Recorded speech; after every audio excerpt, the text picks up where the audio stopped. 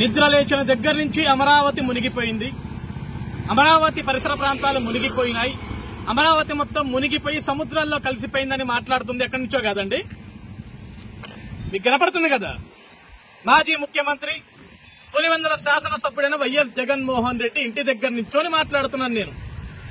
ఇది కూడా అమరావతి పరిసర ప్రాంతాల్లోనే కట్టుకున్నాడు. ఆయనే చెప్పాడు, నన్ను ఒక్కసారి అవకాశం ఇవ్వండి, నన్ను ముఖ్యమంత్రిని చేయండి, నేను ముఖ్యమంత్రిని అయితే అమరావతిలో ఇల్లు కట్టుకుంటున్నా, ఇదే శాశ్వత రాజధాని, ఇదే అమరావతిగా ఉంటుందని చెప్పాడు.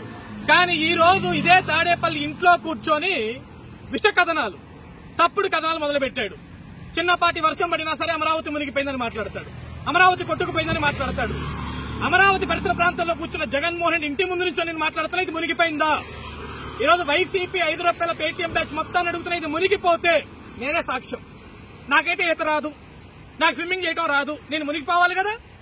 నేను రోడ్డు మీద నించున్నా, ఇది జగన్మోహన్ రెడ్డి గారి ఇల్లు, మునిగిందా? మునగలేదు కదా. అమరావతి మునిగిందని మీరు మాట్లాడుతున్నారు కదా. అమరావతి ఎక్కడ మునిగిందో ఎక్కడ మునగలేదో నేను చూపిస్తున్నా, నాతో పట్టండి. మీకు కనపడుతుందిగా రోడ్డు ఇది. నేను జగన్మోహన్ రెడ్డి గారి ఇంటి దగ్గర నుంచి మన్నడం గ్రామానికి దగ్గరలో ఉన్నానండి. అమరావతి మునిగిపోయింది, ఓకే. ఈ మన్నడం, ఈ ప్రాంతం, నేను వెళ్తున్న ఈ ప్రాంతం మునిగిపోతే ఈ వచ్చే ఆటోలు, ఈ వచ్చే కార్లు, ఈ పొయ్యే బండ్లు ఇవన్నీ ఎలా పోతున్నాయి? ఇవన్నీ పడవలు కాదు కదా. ఇది మునిగిపోయిన ప్రాంతం అయితే, ఇది ముంపు ప్రాంతం అయితే ఇదంతా మునిగిపోవాలా? వీళ్ళు ఈ విధంగా రోడ్ల మీద చివరికి పశువులు సైతం ప్రశాంతంగా నడుచుకుంటూ వెళ్తున్నాయి. అవేమి నీళ్ళలో మునిగి ఈత కొట్టుకుంటూ పోవట్లేదు కదా. దీనికి మీరు సమాధానం చెప్పాలి. జగన్మోహన్ రెడ్డి గారు గొడ్డగాల్చి ముఖం మీదేసి అమరావతి మీద మీరు విష ప్రచారం చేస్తే ఒప్పుకునేదే లేదు. 5 ఏళ్లు నిన్ను ముఖ్యమంత్రిని చేస్తే అమరావతిని సర్వనాశనం చేశావు. ఇంకా సిగ్గు లేకుండా ప్రజలకి 11 స్థానాలు ఇచ్చినా సరే ఇప్పటికీ కూడా అదే సిగ్గుమాల మాట్లాడుతున్నావు. అమరావతి మునిగిందని. మునిగితే ఏది? చుక్క నీరు నాకు చూపించు. అమరావతి మునిగిపోతే ఏది? ఇది మన్నడం గ్రామం. మన్నడం గ్రామంలో అడుగు పెడుతున్నా. ఇదిగో వస్తున్నాయి విట్ ఏపీ విట్ బస్సులు. నెలలో ఎలా వస్తున్నాయి? ఈదుకుంటూ వస్తున్నాయా? అవి పడవలా? బస్సులే కదా అవన్నీ. ఎక్కడ మునిగింది? ఇది అసెంబ్లీ. వచ్చే వాళ్ళంతా కూడా సచివాలయంలో పనిచేసే ఎంప్లాయీస్ వీళ్ళంతా. లేస్తే అమరావతి మునిగిపోయింది అన్నావు. ఇది అసెంబ్లీలో నేనున్నా, సాక్షాత్ అసెంబ్లీ దగ్గర నిల్చున్నా, సచివాలయం దగ్గర నిల్చున్నా. మునిగిన అమరావతి ఎక్కడ జగన్మోహన్ రెడ్డి? నువ్వు చెప్తావా? నీ దగ్గర పనిచేసే 5 రూపాయల కూలీలు చెప్తారా, లేకుంటే నీ దగ్గర పనిచేసే తాపేదారులు చెప్తారా? ఎవరు చెప్పినా ఓకే. ఎక్కడ మునిగింది అమరావతి? మునిగిపోతే వీళ్ళందరూ ఎట్లా పోతున్నారు? బోట్లు ఎక్కిపోతున్నారా? పడవలెక్కి వెళ్తున్నారా? లేకుంటే వీళ్ళ కోసం పడవలు ఎవరు పంపించావా? ఈ సచివాలయంలో పనిచేసే ఉద్యోగస్తుల కోసం ఎవరు పడవలు పంపించావా? ఎక్కడ మునిగింది అమరావతి? ఇది రాజధాని అమరావతి కోసం దేశ ప్రధాని నరేంద్ర మోడీ గారు వచ్చి శంకుస్థాపన చేసిన రాయి. కనపడుతుందా మీకు? ఇక్కడ కనపడుతున్న భవనాలు గాని ఇవన్నీ కూడా 2014లో నారా చంద్రబాబు నాయుడు గారు ముఖ్యమంత్రిగా అయినప్పుడు కట్టిన భవనాలు. జగన్ కనీసం ఒక ఇటుక కూడా నువ్వు వేయలేదు ఇక్కడ. కానీ అమరావతి మునిగిందని మాట్లాడతావు. నువ్వు అమరావతి మునిగిందంటే ఏం మాట్లాడతావంటే, ఈ రోడ్డు పక్కన ఏదైతే చిన్న చిన్న గుంటలు ఉంటాయో, ఈ గుంటల్లో వర్షాలు వచ్చినప్పుడు ఏదైతే నీళ్లు నిలవబడతాయో, ఈ నిలిచిపోయిన నీళ్లను చూపించి అమరావతి మునిగిందని సిగ్గులేని మాటలు మీరు మాట్లాడిపిస్తున్నారు. ఇదిగో సచివాలయం అసెంబ్లీ బ్యాక్ సైడ్. ఇక్కడ మీకు మనుషులు కనపడుతున్నారు. నిజంగా అమరావతి మునిగితే మేమంతా ఎట్లా నిల్చుంటాం? మేమంతా ఇక్కడ నిల్చొని ఎట్లా మాట్లాడతాం? మునిగిపోవాలి కదా, మా ప్రాణాలు పోవాలి కదా, రేపు బోట్ల మీద రావాలి కదా, నడుచుకుంటే రాకూడదు కదా. నీకు దమ్ముంటే, జగన్ నీకు మళ్ళీ చెప్తున్నా, నీకు దమ్ముంటే నువ్వు గాని, నీ పార్టీ నాయకులు గాని, ఇంకెవరున్నా గాని వచ్చి అమరావతి మునిగిపోయిందని నిరూపించండి. వీటి ఆంధ్రప్రదేశ్. ఇది 2014లో చంద్రబాబు నాయుడు గారు ఎంతో ప్రతిష్టాత్మకంగా ఆంధ్రప్రదేశ్ రాష్ట్ర యువత కోసం తీసుకొచ్చిన యూనివర్సిటీ విట్ అమరావతి. ఈ రోజు ఏ అమరావతి ప్రాంతం అయితే మీరు మునుగుతుందని మాట్లాడుతున్నారు జగన్మోహన్ రెడ్డి గారు, అదే అమరావతి ప్రాంతంలో ఈ విట్ ఆంధ్రప్రదేశ్ యూనివర్సిటీ ఉంది. నిజంగా అమరావతి మునిగిపోతే ఇదే యూనివర్సిటీ ముందు నుంచి నేను ఎట్లా మాట్లాడుతున్నాను, ఇదే యూనివర్సిటీ ముందు నుంచి ఈ విధంగా ఆటోలు ఏ విధంగా పార్క్ చేసి పెట్టున్నారు, ఇక్కడ నిజంగా వరదలు వచ్చి మునిగిపోతే ఈరోజు విద్యార్థులు ఏ విధంగా బయటకు వస్తున్నారు చెప్పండి. ఇది మునిగిపోయిందని మాట్లాడుతున్నారు కదా, ఇక్కడ ఏం పడవలు లేవు కదా, ఎలా మునిగిపోయింది?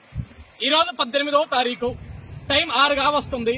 నేను ఇదే విట్ అమరావతి ఆంధ్రప్రదేశ్ యూనివర్సిటీ ముందు నించోని మాట్లాడుతున్నాను. మునిగిపోతే నేను మునిగిపోవాలా? నేను మునిగిపోలేదు కదా. నాకైతే ఈత కొట్టరాదు, మరి నీకు ఈత కొట్ట వస్తున్నాను కాబట్టి. లేకుంటే నా కోసం ఒక పడవ పంపించు. మునిగిపోయిందని పిచ్చవాగుడు అయితే సరిపోదు. నిజంగా మునిగిపోయిందని అమరావతి ప్రాంతం మునిగిపోయింది, లేకుంటే విట్టు మునిగిపోయింది, లేకపోతే హైకోర్టు మునిగిపోయింది, లేకుంటే అసెంబ్లీ మునిగిపోయింది, లేకుంటే సచివాలయం మునిగిపోయింది నువ్వు ఏదైతే మాట్లాడుతున్నావు, నేను ఏ విధంగా అయితే వచ్చి రాష్ట్రంలో సామాన్య పౌరుడిగా ఏ విధంగా అయితే వచ్చి నిరూపిస్తున్నానో, నువ్వు ఒక మాజీ ముఖ్యమంత్రి అని మాట్లాడుతున్నావు, ఒక ప్రతిపక్ష నాయకుడు అని మాట్లాడుతున్నావు, పులివెందుల ఎమ్మెల్యే అని మాట్లాడుతున్నావు. నీకు నిజంగా దమ్ముంటే, నీ నిజంగా వైఎస్ఆర్సీపీ పార్టీ నిజంగా నిజాయితీ గల పార్టీ అయితే నువ్వు వస్తావో, నీ పార్టీలో నాయకులు వస్తారో వచ్చి చూపించండి అమరావతి మునిగిపోయింది అని చెప్పేసి. కనపడుతున్న రోడ్డు బిడ్ అమరావతి ఆంధ్రప్రదేశ్ నుంచి హైకోర్టుకి వెళ్లే దారి ఇదంతా కూడా. మునిగిపోతే నా కారు నేను పోకూడదు, నా కారు మునిగిపోవాలి, నా ప్రాణం పోవాలి.